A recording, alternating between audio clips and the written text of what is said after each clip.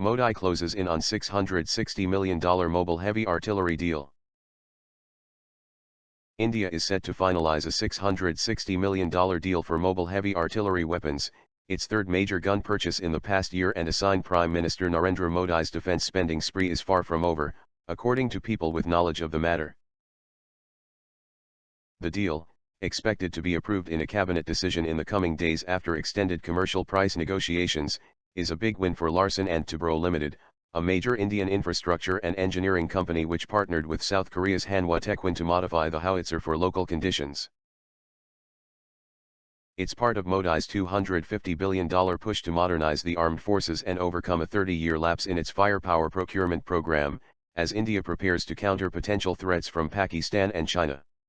Plans to buy new equipment from overseas have been held back by bureaucratic delays and the military's desire to balance the needs of troops against efforts to have equipment built domestically under Modi's Make in India program.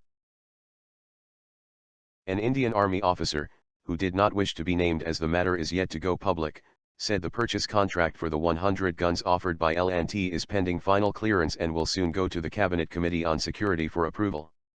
A second person familiar with the discussions who could not be named said the deal had been approved by the Ministry of Defence and was now with the Ministry of Finance.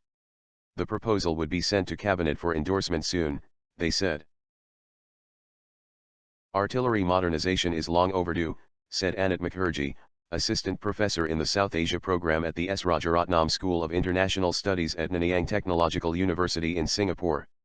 Once these are inducted, these will give significant capabilities to the Indian military, both in the mountains and in the plains. After the cabinet approves the deal, it could take 2 to 4 years before the weapons are delivered to India, he said. Skirting the rules leaves India's defence industry shortchanged.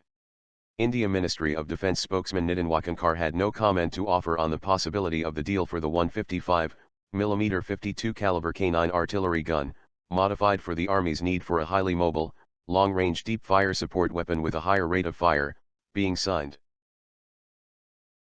An email and phone calls to Larsen and Toubro seeking comment on the deal remain unanswered. Since July last year, India's state-owned ordnance factory delivered 6 locally made 155mm 45 caliber Danish guns. In November, India signed a $737 million deal with the US for buying 145 155mm 42 caliber M777 guns.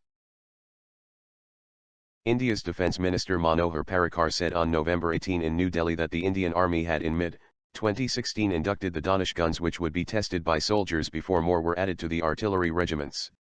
Some of these acquisitions are legacy items, Mukherjee said. The Danish project was started under former Defence Minister A.K. Antony in 2012 and the M777 howitzer deal was also under consideration earlier. But it's true that the Modi government made it happen, he said.